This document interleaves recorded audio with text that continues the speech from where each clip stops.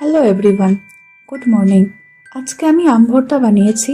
আম ভর্তা তো তোমরা সবাই খেয়েছো, তাই আমি সেটা রেসিপি হিসেবে শেয়ার করতে যাচ্ছি না।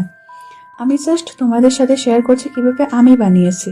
প্রথমে আমগুলো ভালো করে ধুয়ে কেটে নিয়েছিলাম। আমি যেহেতু প্রথমবার বানাচ্ছিলাম, তাই আমার জানা ছিল না যে আমকে কাটতে হয় না, এটাকে শুধু বাকলগুলো ছুলে তারপর গ্রেটারে গ্রেট করে নিতে হয়। তাই আমি বেকার সময় অপচয় করেছি আর হাতকেও কষ্ট দিয়েছি।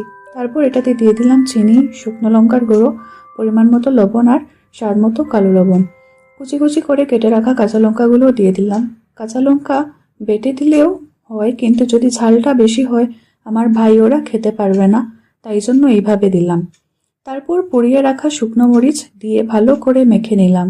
ঝালটা অনেকটাই বেশি হয়েছিল, তাই যখন মাখছিলাম হাতে অনেক জ্বলছিল, কিন্তু কিছু না, খেতে যেহেতু ভালো লাগে তাই এইটুকু কষ্ট তো করতেই হবে। কিছুটা পরিমাণ গুঁড়ো দুধ দিলাম টেস্ট বাড়ানোর জন্য। তারপর সবশেষে দুধ এবং দুধের স্বর অ্যাড করলাম।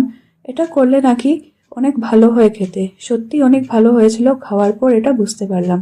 আরেকটা জিনিস না দেখালেই নয়, এই সম্পূর্ণ ভিডিওটা আমাকে যে করে দিয়েছে এবং আমগুলো যে এনে দিয়েছে তাকে না দেখালে নয়, তাই আরেকটা ছোট্ট ক্লিপ আপনাদের সাথে শেয়ার করলাম। সে হলো আমার মাস্তুতো ভাই।